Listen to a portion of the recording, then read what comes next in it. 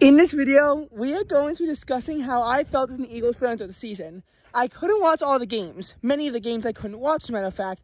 This is just kind of like my reaction to how I was, like, as they updated the score, kind of also what, like, an Eagles fan would feel watching the game, you know, as we progress to the 2023 season. Because, to be honest, I was not all that confident until right before our collapse started. And I mean, like, right before our collapse started. And then, obviously, you know, I was thinking, like, it's going to be okay. We'll, you know, get ourselves out of this mess very quickly. We didn't. And honestly, it was one of those situations that it always got worse. Because getting blown up by the 49ers and the Cowboys, while, you know, it's bad, our loss to the Seahawks was worse. But I didn't really think there was going to be that much trouble until we lost to the Arizona Cardinals. And you'll see what I mean as we go through this video. So, you know, week one, obviously, not the best week. The Eagles had like a 16-0 lead. I mean, we wound up winning the game 25-20. And, you know, the Patriots came back. Nick Sirianni decided to go for it on a 4th and 2 to secure the game. He failed. And the Patriots almost actually made a roaring comeback. Not comforting, especially because, you know, the Patriots at that time were thinking like, oh, it'll be okay. You know, just like what we, you know, our 2022 season, we can still improve on it and make the postseason. Now, if you're a Patriots fan, nay, you are most definitely not thinking about it that way now. You know, Patriots fans, they just hate the season. They want to see, you know, the season be, you know, done with.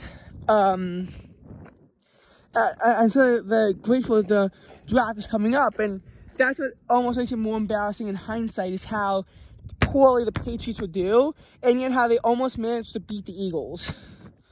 Week 2, you know, is another nail-biter. If that touchdown the Vikings had thrown wasn't called back for a touchback, would set the Eagles up for a 61-yard field goal attempt. If that was a real touchdown, I mean, maybe if the Eagles still got the field goal, maybe not, but you know, that could have been disastrous. The Vikings probably would have won that game if that touchdown was allowed to stand. They probably would have.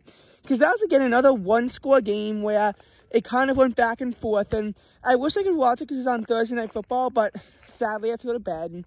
But that was just, again, another non-comforting game. And it definitely brought some fear to mind as to what would happen. But then we blew out the Buccaneers in week 3. I was very happy. I watched the full game, 25-11, and the other points we had a 17-point lead. Never really concerned about that game. And coming into it a little bit worried because the Buccaneers all started off 2-0 like the Eagles. But again, I was just so confident in that game that just like it didn't matter to me. Just didn't. But week 4 was a much tougher fight. So number 1, we were playing the Commanders, and the Commanders snapped our undefeated streak the previous year. So of course I was worried about that. What I was more worried though was how the Commanders were able to build themselves up to a 17-7 lead. The Eagles take the lead 31-24, and then I watched the score thing as the Commanders got a touchdown. And then I was like, oh shit, it's 31-30, and they can still go for 2. They didn't go for 2. If they went for 2 in that game, they could have won it in regulation. But they also would have lost it in regulation if they had failed on a 2-point conversion. So instead, the game was tied at 31-all. Went to overtime. The Eagles got a field goal, and they made it 34-31. And, well, that was game. Eagles won 34-31. Now, week 5, you know, another tense game against the Rams where, again, it's close and competitive, but the Eagles managed to get a few field goals to secure the win, and win 23-14. Again, most of our wins, the problem was the other team was within reach. And that's why some people were saying that the Eagles collapsed seemed almost inevitable. And that the 2023 Eagles were not what the 2022 Eagles were anyway. The 2022 team that, you know, made it to a Super Bowl and were actually seen as favorites to win it. Now then, you have the game against the Jets, and I was pretty confident when the Eagles got off to a 14-3 lead And when I saw the interceptions, obviously that made me uncomfortable. But then seeing the Jets always had to settle for a field goal. But when the game became a 14-12 game, that obviously made me more worried, because I knew that a single turnover and they could end the game with a field goal. Instead, the Jets nearly get a pick six, and they drive the ball all the way onto like the Eagles 12 from like midfield. Oh my God, it's so fucking icy. And you know, that was really bad, because it meant that we just couldn't get you know, we couldn't get anything going for us, and we were shut out because of all the interceptions and the lost fumble. We threw 3 interceptions against the Jets, for crying out loud. Of course, if you're a Jets fan, you're hyped and you think you can actually make the playoffs without Aaron Rodgers.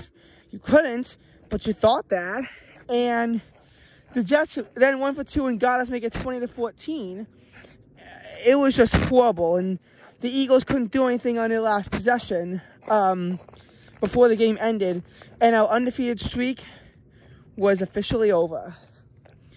But we would get a huge bounce back with, you know, referees making questionable calls in Week 7 against the Miami Dolphins. We won 31-17.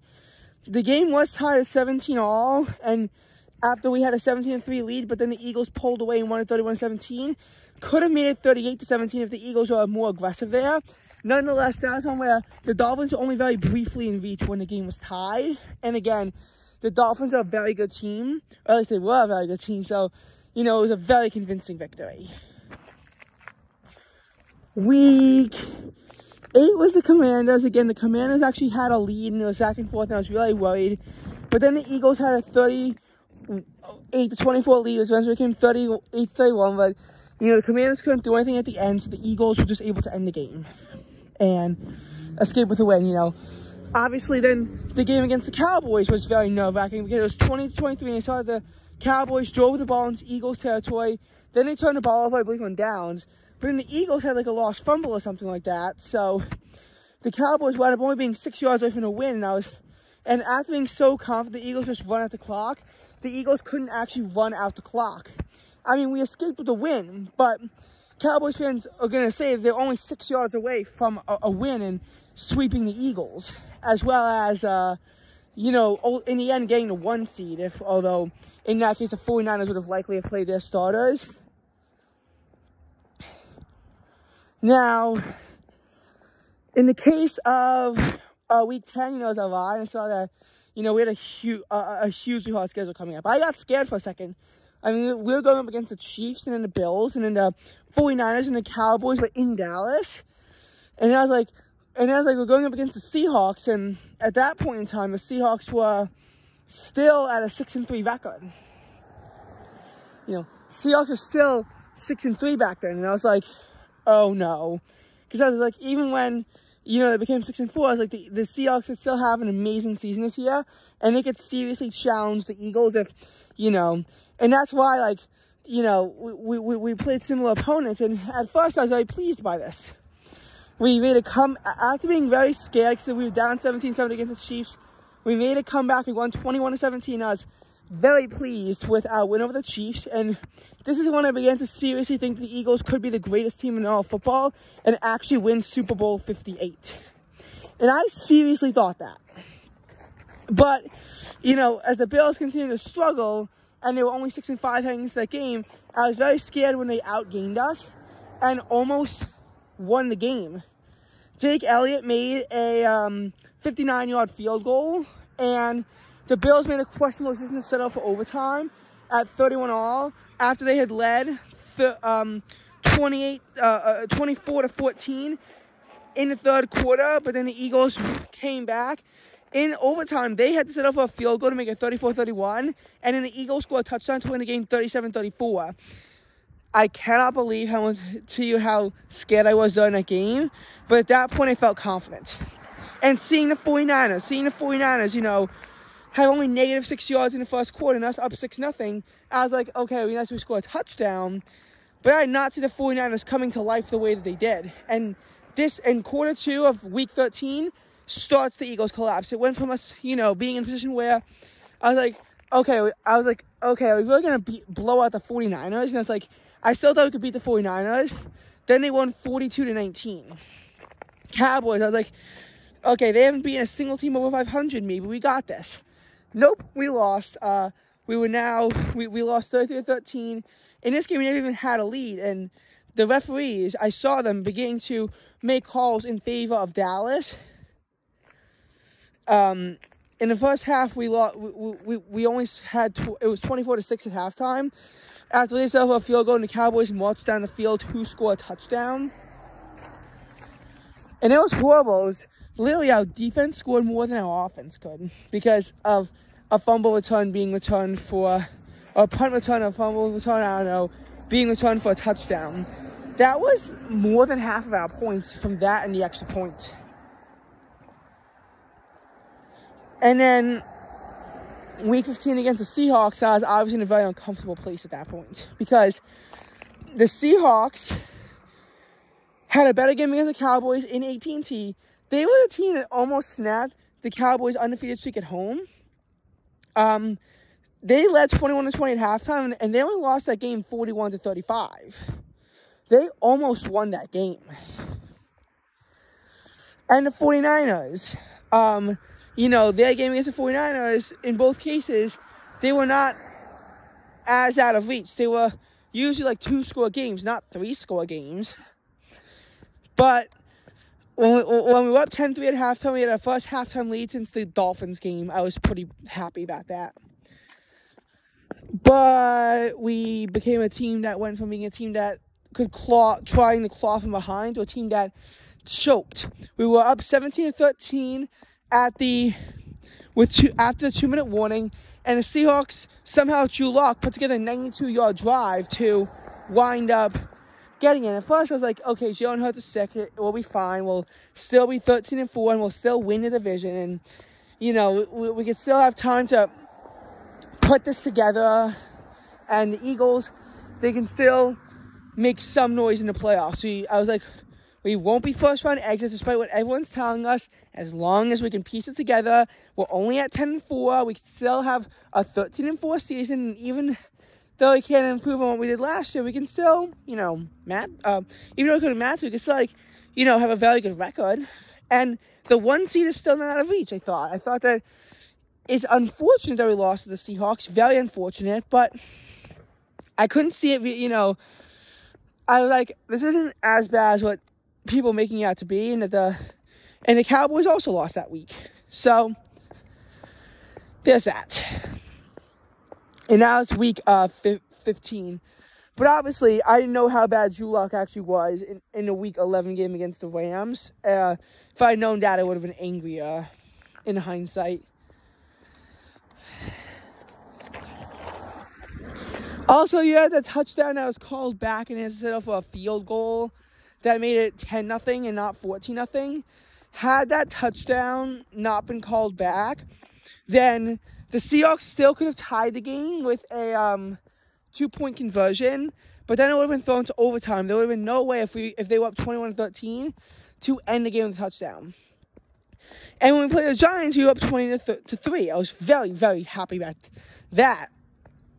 But the CS only went 33-25, and to see one interception away from the game being thrown to overtime against the lowly Giants, who had just lost 24-6 against the Saints, I was like, oh shit, we are in trouble.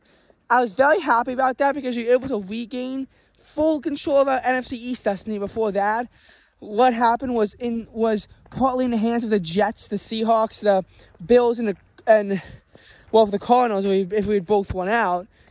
But I was very pleased about that win, but I was also unsatisfied. How could we have such a hard fight against the Giants of all teams? And I was like, this is in Philadelphia. It's going to be bad when we get to MetLife. Still, I thought that we could, still get back, and I was hoping that against the Cardinals we could have a blowout. And at first, that's what we got. We were 21-6 after the Cardinals had an early 3-0 lead.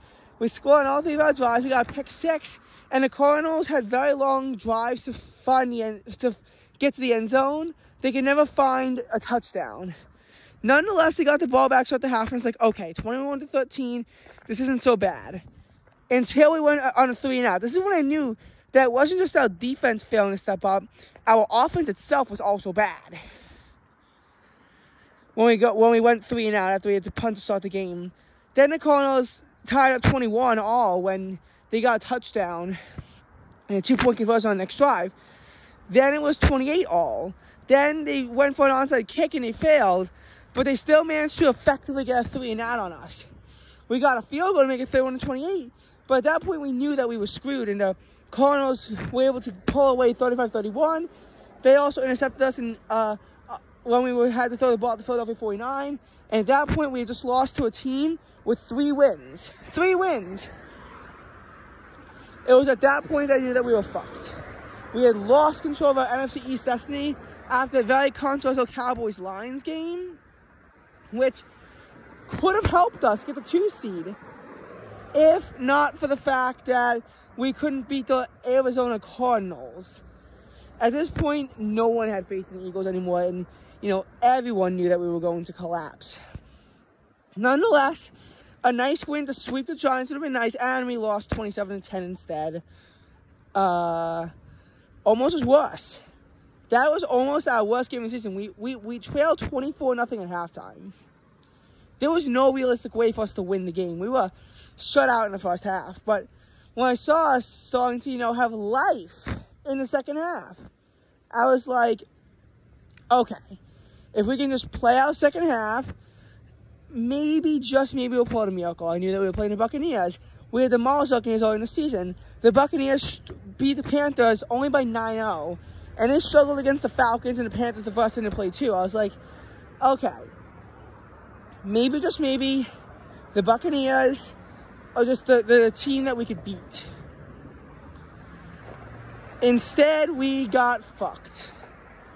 We lost 32-9. I, for a while, thought that game was in reach. You know, it was 16-9, and the Eagles pressed the ball. We got a safety because we had a foul in our own end zone. The Bucs scored a touchdown, so it became 25-9. Sirianni was just too aggressive when, you know, yeah, we lost 32-9 in what was arguably what could have been considered the worst game of the wild card. Oh my God. I just hope that we fire someone.